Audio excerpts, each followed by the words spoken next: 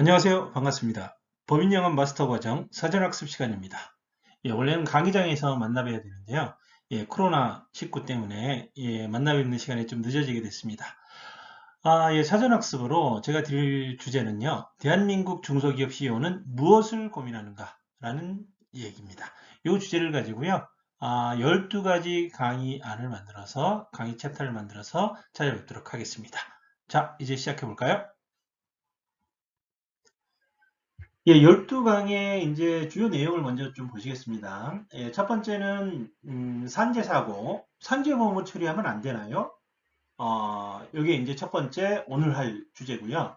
두 번째 강의는요, 성실신고 확인 대상자가 되면 세금을 더 내나요? 우리 대표님들께서 이런 고민을 또 하고 계시고요. 세 번째 강의는 근로계약서는 꼭 써야 한다는데 그것만 하면 되나요? 라는 주제를 가지고 세 번째 강의를 진행하고요.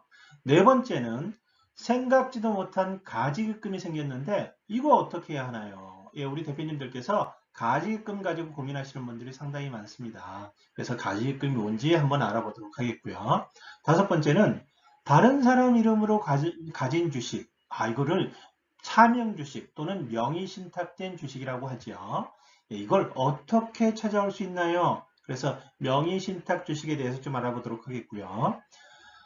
여섯 번째는 중소기업 대표들은 퇴직금을 얼마나 받을까요? 퇴직금이 얼마나 되는지 한번 계산을 한번 해보도록 하겠고, 퇴직금 규정에 따라서 퇴직금 액수가 달라지는데 어떻게 구성하면 퇴직금을 많이 받아갈 수 있는지 한번 같이 살펴보도록 하겠습니다. 일곱 번째는요. 회사가 대출을 받을 때 법인 대표가 왜 연대보증을 서나요? 이 연대보증 때문에 힘들어하시는 대표님들이 상당히 많으신데 법인 대표는 왜 연대보증을 설까? 이 연대보증 관련해서 좀 같이 한번 살펴보도록 하겠습니다. 여덟 번째는 법인의 이익잉여금이 많으면 안 좋은 건가요? 이익잉여금에 대해서 살펴보고요. 이 이익잉여금이 어떤 건지 또 이게 많으면 좋은 건지 안 좋은 건지 한번 살펴보도록 하겠고요. 아홉 번째는 우리 회사는 아직 상장되지 않았습니다. 아직 상장되지 않은 우리 회사가 얼마짜리 기업인가요? 이 얼마짜리가 왜 중요한가 하면 우리가 세금하고 관련되어 있거든요. 그래서 얼마짜리 기업인가 살펴보도록 하겠고요. 열 번째는 아버지가 운영하던 회사를 물려받으면 세금은 얼마나 되나요?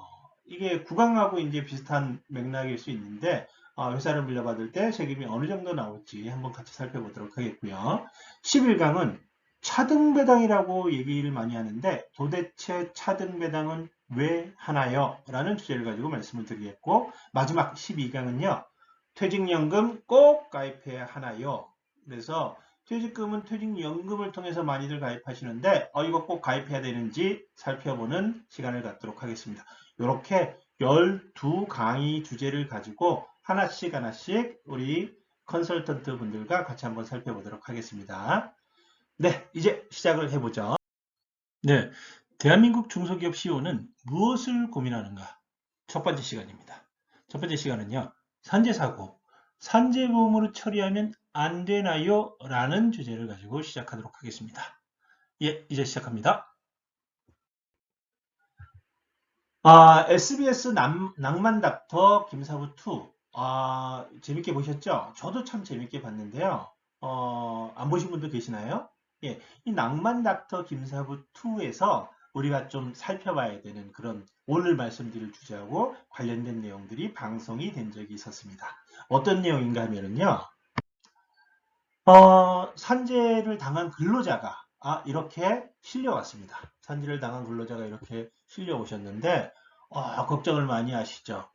병원비 때문에 치료비 때문에 걱정을 많이 하시는데 수술을 안 하겠다라고 얘기를 하는데 설득을 해서 우리의 김사부가 설득을 해서 수술을 합니다. 수술을 다 마치고 나서 휴게실에 오니까 보호자죠. 보호자와 이게 회사 측 관계자입니다. 회사 측 관계자 얘기를 나누고 있습니다. 얘기를 나누고 있는데 회사 측 관계자가 뭐라고 얘기하는가 하면 산재 처리하고 공상 처리하고 똑같다. 산재 처리하지 말고 공상 처리해라. 산재 처리 병원에서 병원비 더 받아먹으려고 하는 짓이다. 그래서 우리 없는 사람끼리 도우면서 살자, 공상 처리하자 라고 얘기를 하는데 우리의 김사부가 뭐라고 얘기를 하는가 하면 멍멍멍 이렇게 얘기를 하죠. 네, 개소리 하지 말라는 얘기였죠. 그래서 산재 처리가 더 낫다. 산재 처리 해야 된다 라고 얘기를 합니다.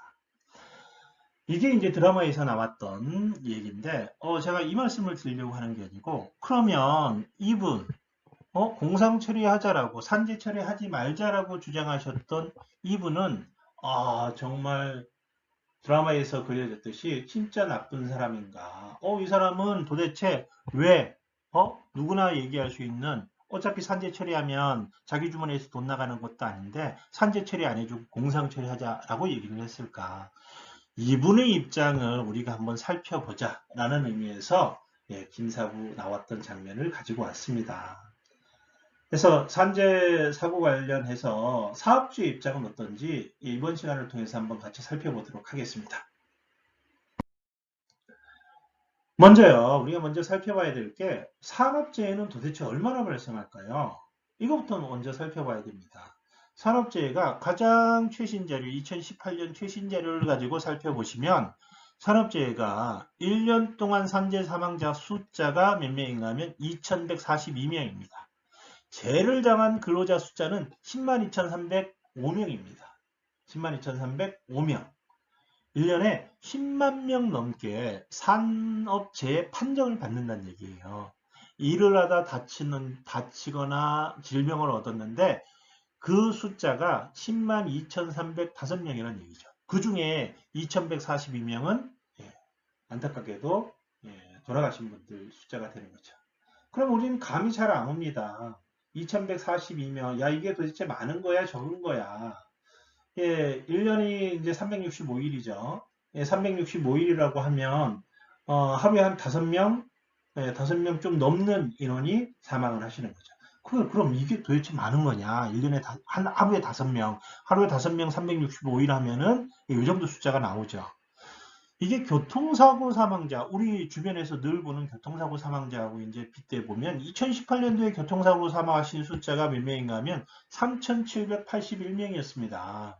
그러면 비교를 해서 보면 교통사고 사망자의 절반 이상이 산재 사고로 인해서 사망을 한다는 얘기죠. 결코 적지 않은 숫자죠. 하루에 5명 정도면 적은 숫자가 아니죠.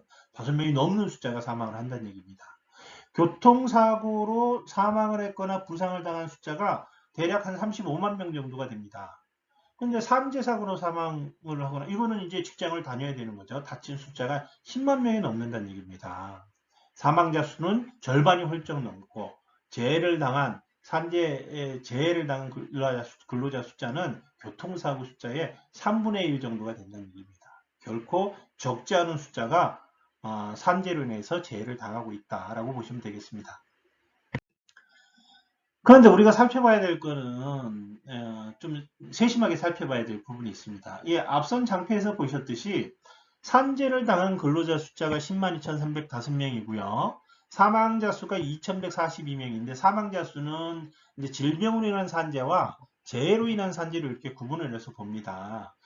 질병으로 인한 산재는 이거는 이제 질병에 걸려서 일을 하다가 질병에 걸려서 이제 산재 판정이 난 거죠. 그거 말고 물론 그것도 이제 살펴봐야 되지만 재해로 인한 사망, 직접적으로 외부 충격에 의해서 사망 사건이 어느 정도 발생하는가 하면 971건이 발생했다는 얘기죠. 971건.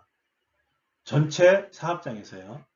우리가 지금 살펴볼 거는 뭘 살펴볼 건가 하면 49인 이하, 그러니까 50인 미만 사업장입니다. 50인 미만 사업장에서 사고가 얼마나 났느냐를 보는 겁니다.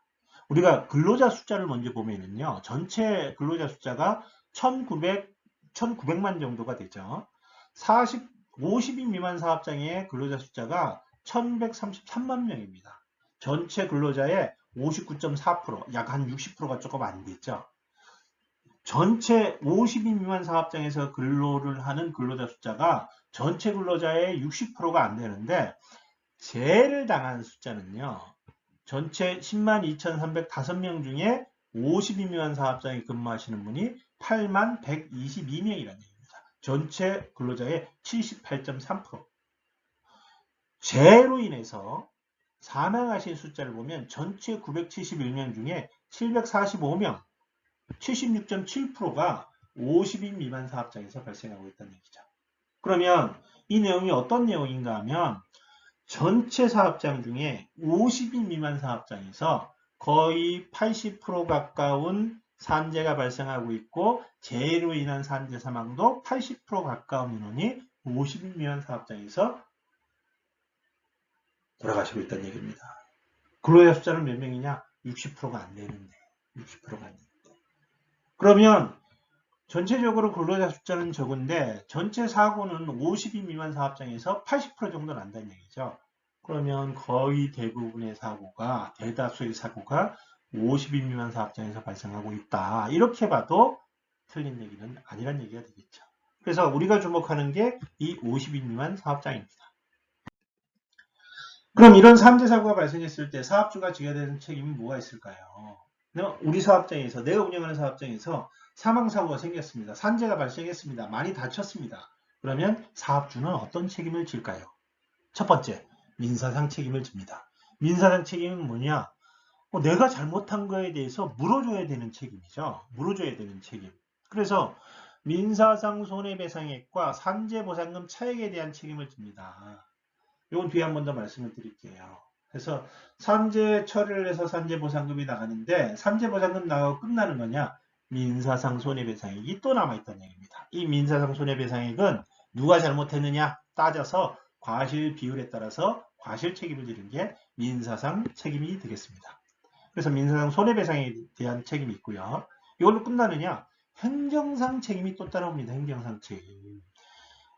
이게 어떤 부분인가? 일단은 그럼 산재보상금이 나가면 산재요율이 올라가겠죠. 산재요율이 올라가면 어떻게 됩니까? 산재보험료가 올라갑니다. 산재보험료가 올라가게 되면 3년 동안 영향을 미치는데 산재보험료 증가로 인해서 산재보험료에 대한 부담이 늘어나겠죠. 그리고 사망사고가 생기면 어떻게 합니까? 안전점검을 나옵니다. 안전점검. 근로복지부 노동부에서 예? 노동부에서 안전점검을 나오는데 뭔가 잘못됐으니까 사고가 났겠죠. 그러니까 과태료 처분을 받습니다. 과태료 처분. 그럼 잘못됐으면 어떻게 해야 됩니까? 작업환경 개선을 해야죠. 작업환경 개선 명령이 나오는데 작업환경을 그냥 망치로 뚝딱뚝딱 두드려가지고 개선할 수 있느냐? 어렵죠. 그러면 돈이 들어가게 되죠. 시설 개선 비용이 들어가게 됩니다. 그래서 행정상 책임으로 산재보험료가 증가하게 되고 과태료가 나오고 시설 개선 비용이 들어가고 이런 문제들이 발생하는 거고요. 심하게 되면 어떤 문제가 발생하느냐? 예를 들어서 사망사고가 생기면 산업안전보건법상의 벌칙 규정 적용을 받습니다. 7년 이하의 징역 또는 벌금, 1억 원 이하의 벌금. 물론 이제 벌금이 그렇게 많이 나오는 건 아니지만 이거 역시 이제 형사처벌을 받는다. 이렇게 민사상, 행정상, 형사상 책임을 지는 게 사업주, 기업의 책임이다라고 보실 수가 있습니다.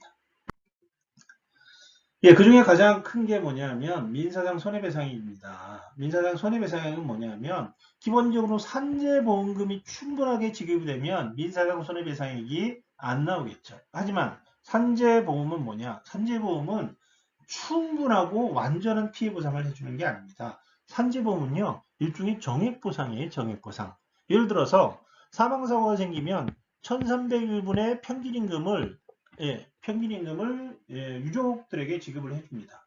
그러면 평균임금의 1300일 이거는 누가 산재 사망을 하더라도 동일하게 적용되는 룰입니다. 그럼 1300일 젊은 사람이 돌아가시면 어떻게 하느냐? 앞으로 돈을 벌 날이 1300일이라고 하면 3년 좀 넘죠. 3년 좀 넘는데 3년치만 받습니까? 그게 아니지 않습니까?